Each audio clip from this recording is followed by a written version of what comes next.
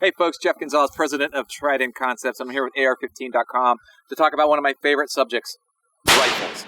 Today we're going to be talking about some Daniel Defense rifles, the V7 models. I've got two different models to talk about. I'm going to tell you I'm absolutely in love with one of them. I'm going to let you try to figure out which one that is. So the first thing I want to talk about is if you know anything about rifles, you know that Daniel Defense as a line of rifles is a top-tier rifle manufacturer, and they have been for a long time. I'm a big fan of Daniel Defense. I've seen them through all of our classes at some point or another, and they've always risen to the top. Now, what makes that? Why? What makes for a good rifle? And there's a lot of things that I consider to be kind of critical when we're talking about rifles, and I really think that they nailed it with these two rifles, especially the one that I'm fond of. So the first thing I talk about is the heart of a rifle is going to be the barrel.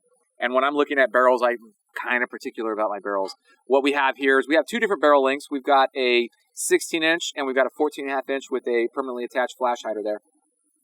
So they're both a low profile. They both have our low profile gas block. It's at the mid-length, which is my preference. I like that mid-length. It just helps to soften that recoil impulse by a smidge. And when you shoot rifles enough, you'll know the difference between the carbine length and the mid-length. So I'm a big fan of that. I love the fact that they do the cold forge hammering of these barrels. That's just going to help extend the length of service use. I go out on a limb sometimes and I'll eat some crow from one person out in the middle of nowhere that's like, oh yeah, well guess what? I got this many fucking rounds through my gun. But in my opinion, most of the rifle barrels that are out there are going to give you probably around a 10,000 round service life. And what do I mean by that is that at about 10,000 rounds, you're going to start to see your shot group opening up. And it's going to open up past a point that's acceptable or tolerable. And where I find the hammer forged barrels doing so well is they extend that service life much further. Some of the other stuff that I like is that you're going to have all of the industry standard as far as what you're looking for with regards to specs. You know, you've got everything that you need with regards to that. So I'm not going to bore you with the details. And if you're not familiar with it, we're going to have a data sheet up there so you can see all of that stuff. But after I look at the barrel, the next thing that I kind of get my head wrapped around is what's the weight of these rifles? And when I am looking at rifle weight, over the years, we've been able to, through the collection of various data points, make some pretty accurate observations. And that is, if your rifle is coming in above a certain weight, you're going to have a very hard time passing our classes. And it's not because the rifle is too heavy, it's because the rifle, your inability to stabilize the rifle because it's too heavy is the issue. So granted, yeah, if you decide that you're going to turn into this fitness monster and now the rifle weight is not going to be an issue, great, fantastic, more power to you. But the reality is that that's not the norm. Most people are going to find themselves tapping out at a certain rifle weight when they're needing to stabilize for a difficult or challenging shot. And that's where we see the problems. We do a lot of work in our urban defensive rifle settings. We do a lot of work 50 yards and in. We don't do a lot of work from positions. We don't do supported positions. We do everything in a more snapping, fast mounting kind of condition simply because you're inside of close ranges. You have to be able to snap into those, whether it's a traditional mount or an untraditional mount. You've got to be able to snap into those very quickly and support the rifle long enough for that critical shot. So I like it when rifles start to get light. These rifles are light. One of them is exceptionally light. So the SLW, which is this rifle right here, comes in under 6 pounds. Quiet, please. Let that soak in. It's coming in under 6 pounds stock with nothing else on it. And that's great. That's outstanding because as you start to add accoutrements and accessories to your rifle, that's where you start to see things go crazy. So if you can already start with a light rifle and you have the standard loadout that you see on most rifles, you're going to come in underneath that weight. Now, what is that weight? I know somebody's going to ask me that question. Jeff, what's the weight that you're looking for? Honestly, it's about 8.5 pounds. If it's more than 8.5 pounds, it's going to be rough. It's going to be very rough for you. So what I say is, if you're having a hard time, try to start at like the 9-pound length or 9-pound weight, and then just try to chop weight everywhere you can. Cut weight whenever it is. If you can't define the reason for this item being on that rifle, if it doesn't have a purpose, ditch it, right? Get it get it off your rifle, lighten that rifle up. So I am enamored with light rifles, and this is one of the lightest rifles that I've been able to put into service. I love it for that reason. It's fast, it's quick, it's got everything that I need as far as an accuracy standard is concerned, but now I'm able to move that thing quickly, and I can stabilize that rifle for those more challenging shots a little bit easier. All right, so now that we've gotten through the second part to the rifle, which is weight, let's talk about some of the other things. So I love the rail system that they're using, the MFR rail system. Mine is shorter than Paul's here. Mine is only 13.5 inches. Paul's is 15. So again, I'm cutting weight here by chopping down the length of that forend. It's standard with the M-LOK system. And if you have been living under a rock for maybe the last 3 to 5 years in the rifle world, the M-LOK system is the way to go. It's just such a simplified system for attaching various types of accessories. Earlier in the day, I had a bipod on this. Quick turn of a screw, boom, it's on.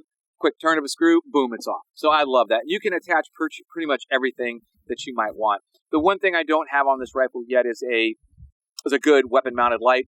I'm still toying with the idea what direction I'm going to go with that, but it will have one eventually. And if I am counting all the ounces correctly, I'm going to come in right at that sweet spot that I've been looking for. After I've talked about that, we look at all the other parts to the weapon system. And one thing that I'm really happy about is that the mag wells are flared, but they're flared without adding extra circumference around the outside. They just take and they shave off just enough of the metal and material on the inside to make for a really simple and clean load.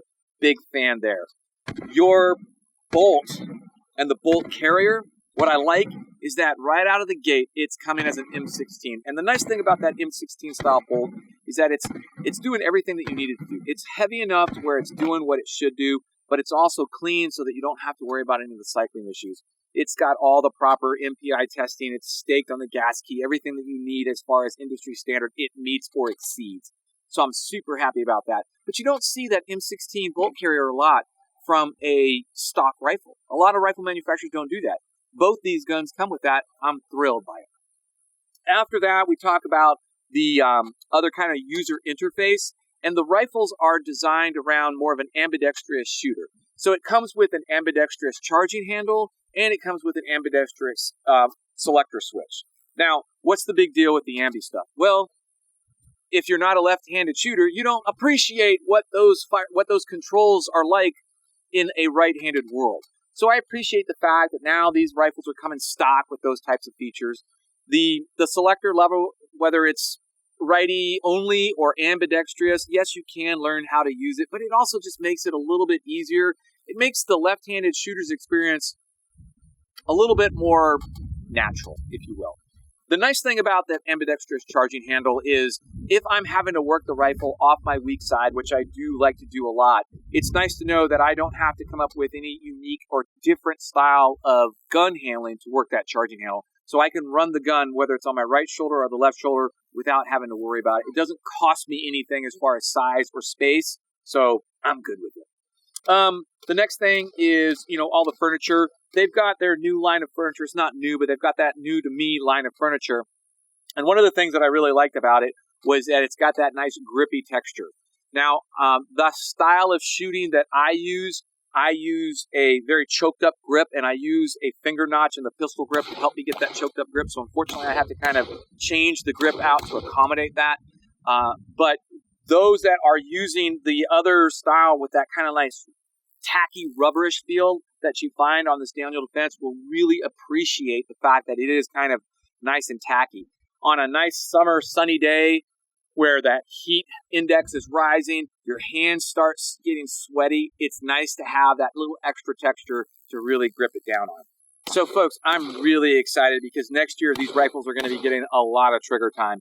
I can tell you right now that it's going to be probably between 3,000 and 5,000 rounds. It doesn't sound like a lot, but that's going to be from 5 yards to about 500 yards. And I'm really excited to see what these rifles are capable of. I already have a good feeling of what they're going to be able to do, but it'll be nice to actually put it on paper and steel to actually see it for real. Now, one of the things that I will leave you with, these rifles are feature rich. They have everything that you need and nothing that you don't.